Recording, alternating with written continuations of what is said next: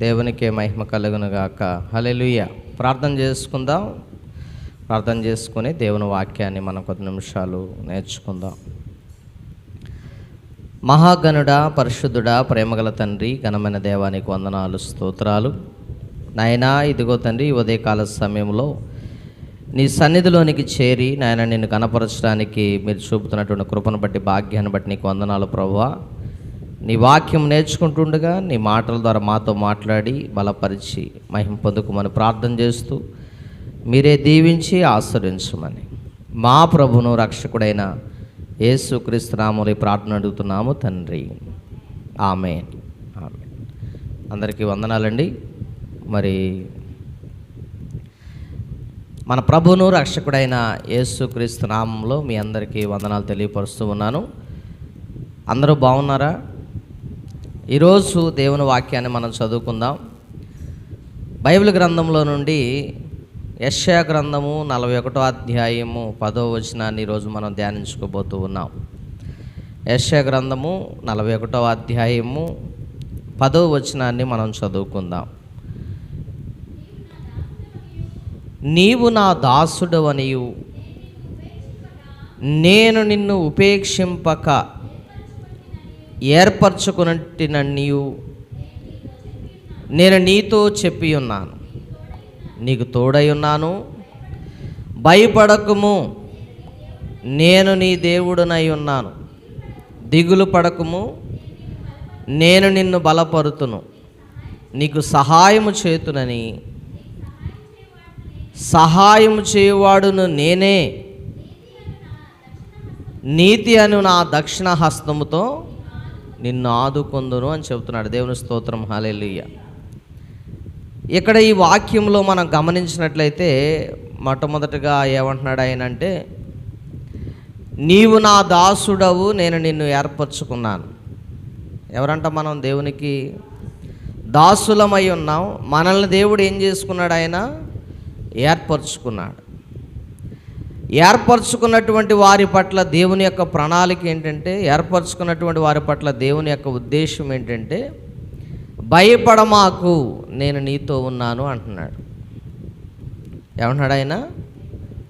భయపడమాకు, భయపడకు, నేను నీతో ఉన్నాను. దిగులు పడకు, నేను నిన్ను బలపరుతును. ఏమంటున్నాడు ఆయన? రెండు మాటలు ఇక్కడ మనం చూడొచ్చు. ఒకటి, ఆయన ఏమంటున్నాడు? భయపడమాకు, నేను నీతో ఉన్నాను అంటున్నాడు.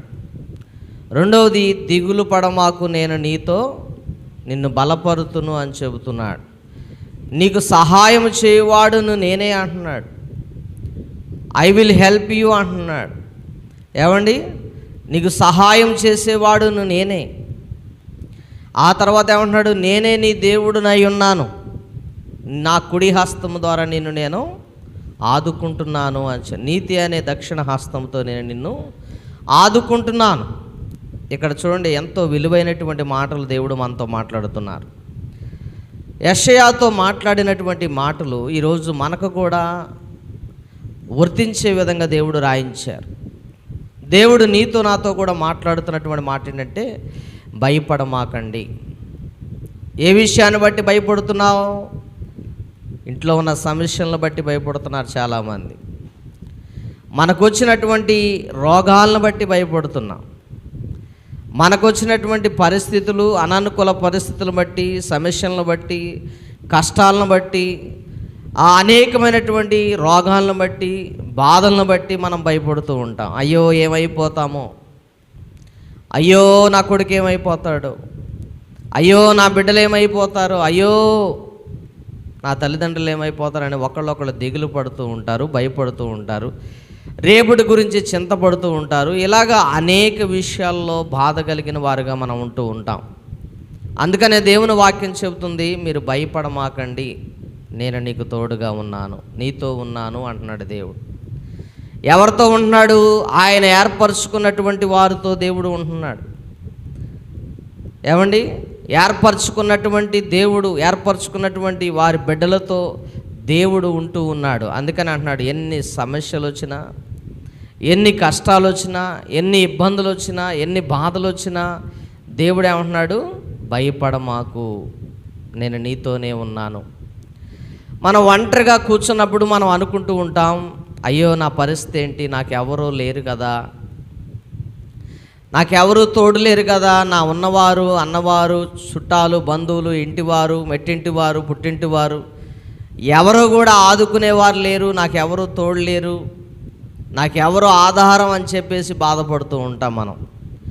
కానీ దేవుని వాక్యం ఏం చెప్తుందంటే, నేను నీకు తోడై ఉన్నాను అంటున్నాడు.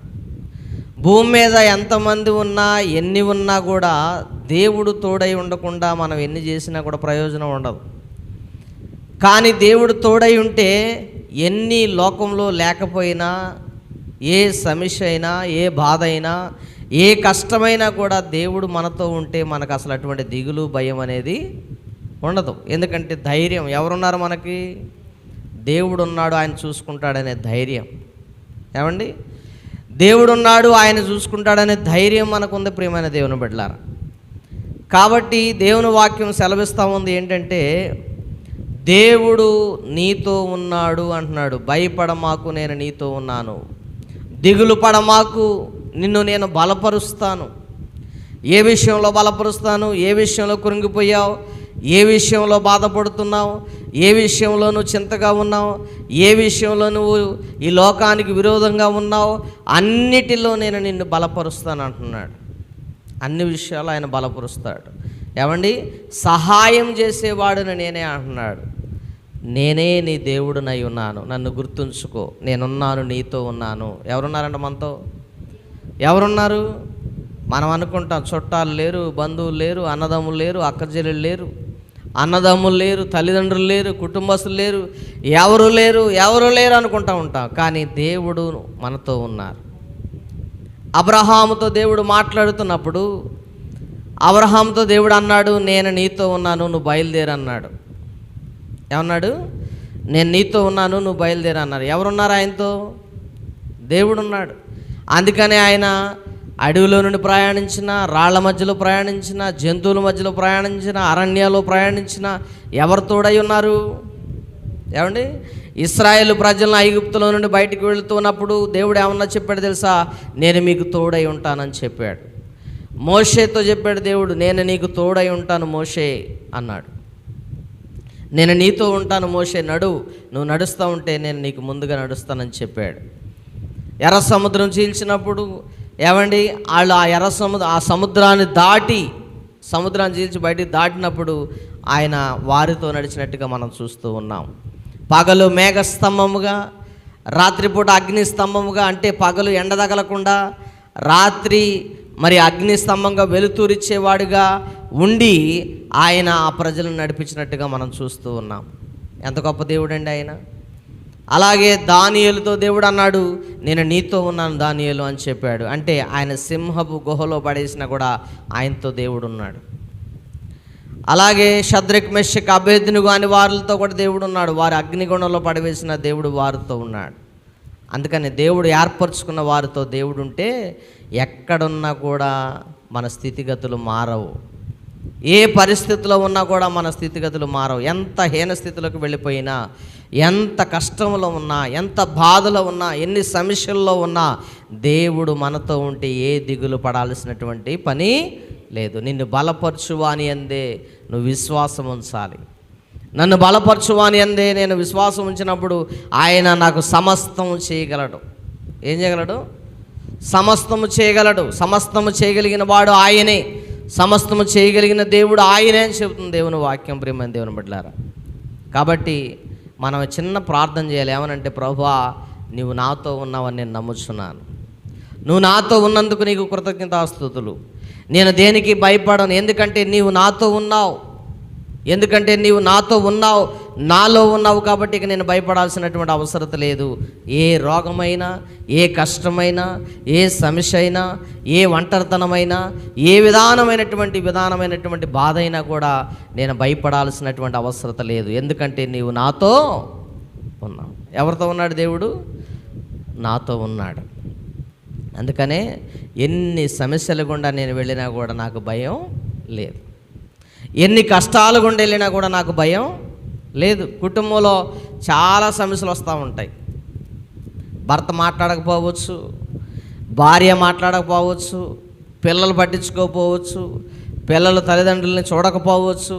అలాంటి పరిస్థితులు ఏర్పడినప్పటికీ కూడా ఎవరున్నారు మనతో అంటే దేవుడు తోడై ఉన్నాడు.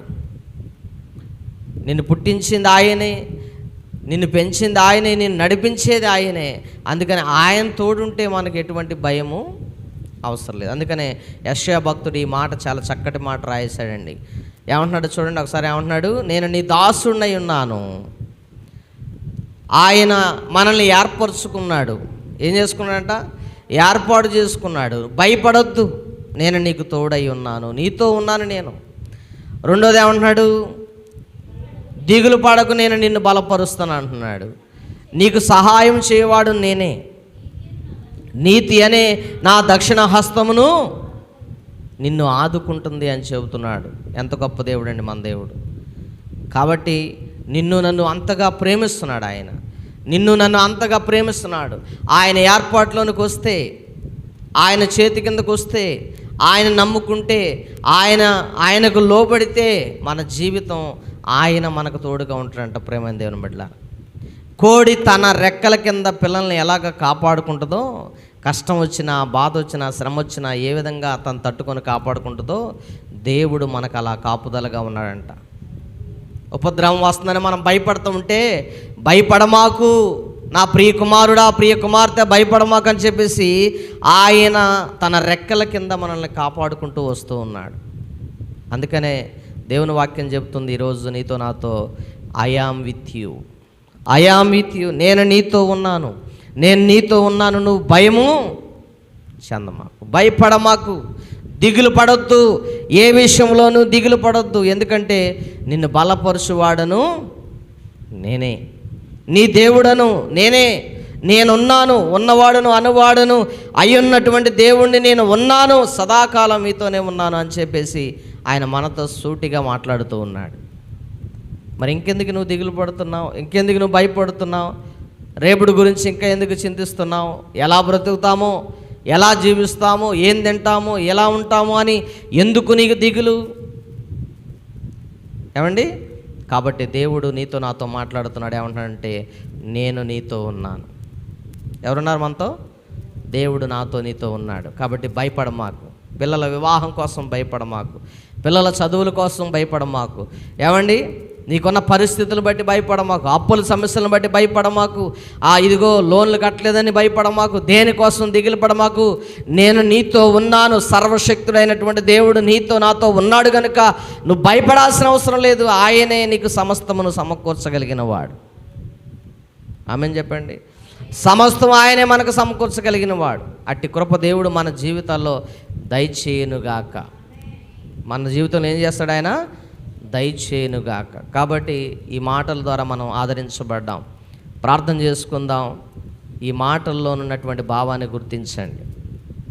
ప్రభువా, ఇదిగో నాయన, నా జీవితంలో ఒకవేళ ఏదైనా భయంతో నేను ఉంటే, ఒకవేళ నా జీవితంలో తండ్రి ఈ సమస్యను బట్టి, అయా ఇదిగో ఇలాంటి అవాంతరాలను బట్టి, నాకున్నటువంటి బాధలను బట్టి నేను ఒకవేళ దిగులు పడుతూ ఉంటే నాయన, నువ్వు అంటున్నావు నీ వాక్యంలో తండ్రి, నేను నిన్ను బలపరుస్తానని చెప్పిన దేవుడవు, నేను నీతో ఉన్నానని చెప్పిన దేవుడవు. అయ్యా నీకు ఎన్నో కృతజ్ఞతలు చెల్లిస్తూ ఉన్నానయ్యా. నువ్వు నాతో ఉన్నందుకు నీకు స్తోత్రం చెల్లిస్తున్నావు, నన్ను బలపరుస్తున్నందుకు నీకు స్తోత్రం చెల్లిస్తున్నాం అయ్యా, నాతో ఉన్నందుకు నీకు స్తోత్రం చెల్లిస్తూ ఉన్నాం అయ్యా. ఇదిగో నీ నామము ప్రకటిస్తూ ఉండగా అయ్యా, ఇదిగో నాలో ఉండి నాతో ఉండి నడిపిస్తున్న దేవుడు అయి ఉన్నావు. మరి మా జీవితాలను వెలిగించండి. మా జీవితాలే కాదు, ఇతర జీవితాలు కూడా వెలిగించబట్టుకు సహాయం చేయండి. నీ కృపలో నాయనా, ఇదిగో మేము భయపడకుండా, దిగులు పడకుండా, సహాయం లేని వారిగా మాకు సహాయం ఎక్కడి నుండి వస్తుంది అనుకుంటున్నామేమో, కానీ ప్రభువా నేనే నీకు సహాయం అని చెబుతున్నావు, నేనే నీ దేవుడిని అని చెబుతున్నావు అయ్యా. ఇదిగో మేము వాటిని గుర్తు చేసుకునే కృప మాకు దయచేయమని ప్రార్థన చేస్తూ ఉన్నాం. మీరే మహిమ పొందుకొని బిడ్డలను ఆయన ఈ మాటల చేత మీరు దీవించి వారి కుటుంబాల్లో ఫలింపజేసి మహిమ పొందుకోమని, ఈ వాక్యం వారి జీవితంలో మరి అనుభవంలోనికి అన్వయింపులోనికి వచ్చునుగా కానీ ప్రార్థన చేస్తూ ఉన్నాను. వారు ప్రతిరోజు కూడా అయ్యా నీవు నాకు తోడుగా ఉన్నావని గుర్తు చేసుకొని బ్రతకడానికి సహాయం చేయమని, మీరే మహిమ పొందుకోమని మా ప్రభువును రక్షకుడైన యేసుక్రీస్తు నామములో ఈ ప్రార్థన అడుగుతున్నాము తండ్రి. ఆమెన్. ఆమెన్. అందరికీ వందనాలండి. దేవుడు మిమ్మల్ని అందరూ దీవించునుగాక.